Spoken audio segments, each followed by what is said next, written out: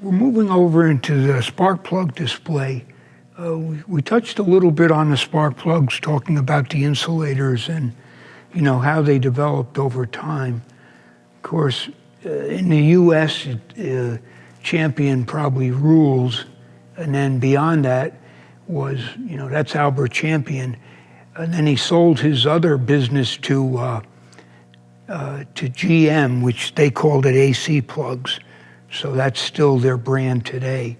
I think Ford has their own plugs, which is Autolite, and that.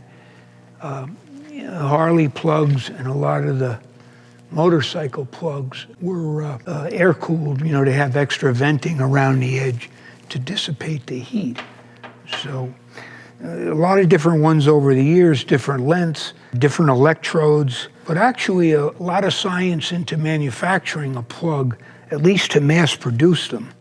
You had Splittorf in New Jersey. Now it's down to maybe one or two companies. Of course, Bosch would still be a premier from Germany.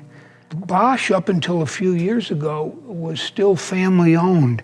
And I know everybody has Bosch appliances now in their homes, a dishwasher, a stove.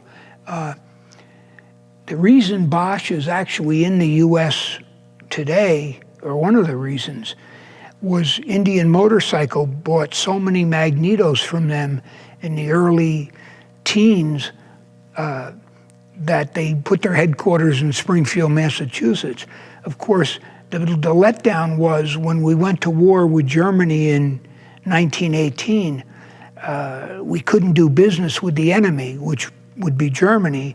So they developed a company, or formed a company called American Bosch that would still do the same type of products, but it was American owned. They only brought them two together, I think, in the last 20 years, and they brought the two companies back together.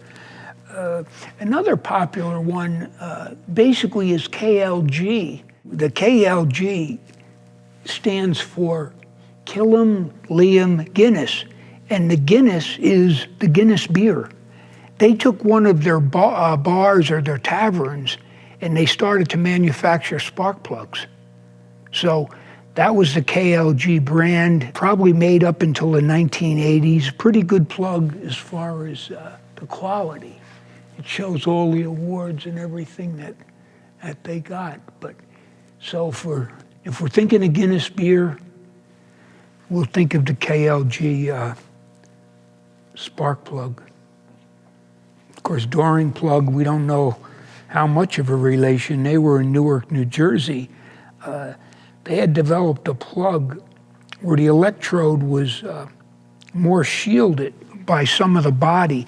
They primarily made them for tractors and a lot of older engines that would use a lot of oil.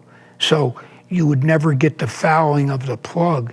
And that was their claim to fame, that it wouldn't foul works in oil. So that was their specialty. So we still have spark plugs in the car today, but they don't change them as often, and a lot of them have to be changed at the dealership. They're so hard to actually access under the hood. A lot of it has to be done by a factory technician, but we still have spark plugs up till this day.